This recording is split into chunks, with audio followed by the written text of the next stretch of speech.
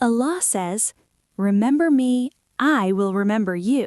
Surah Baqarah, Ayah 152, a life-changing verse.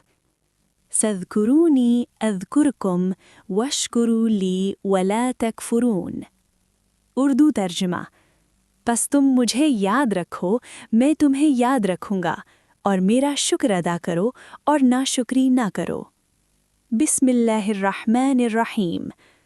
آج ہم سورۃ البقرہ کی ایک مختصر مگر زندگی بدل دینے والی آیت پر غور کریں گے۔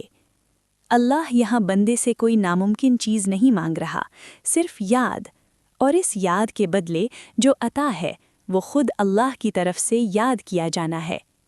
جب بندہ مشکل میں اللہ کو یاد کرتا ہے وہ تنہا نہیں رہتا، جب بندہ نعمت میں شکر کرتا ہے وہ نعمت محفوظ ہو جاتی ہے۔ یہ آیت بندے اور رب کے درمیان تعلق کا نہایت جامع اصول بیان کرتی ہے۔ ذکر محض زبان کی تکرار نہیں بلکہ شعور کی بیداری ہے، ایسا شعور جو ہر حال میں رب کی موجودگی کا احساس دلاتا ہے۔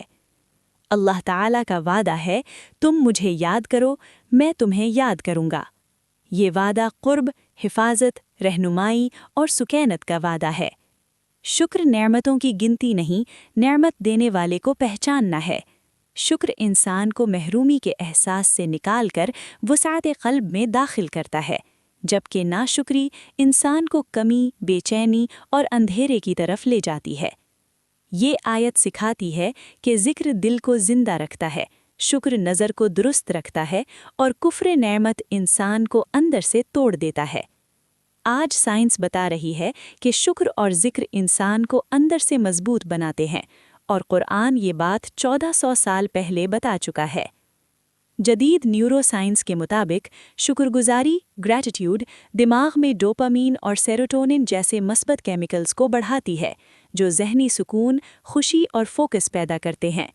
مستقل ذکر یا مائنڈفل ریممبرنس دماغی دباؤ، سٹریس کو کم کرتا ہے، دل کی دھڑکن کو متوازن رکھتا ہے اور اعصابی نظام کو مضبوط بناتا ہے۔ یوں قرآن جس ذکر اور شکر کی دعوت دیتا ہے وہ انسان کے روحانی، ذہنی اور جسمانی نظام تینوں کو ہم آہنگ کر دیتا ہے۔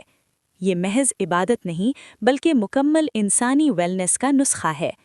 اگر زندگی میں سکون کم ہے تو ذکر بڑھا دیجیے، اگر نعمتوں میں برکت نہیں تو شکر سیکھ لیجیے۔ یہ اللہ کا وعدہ ہے،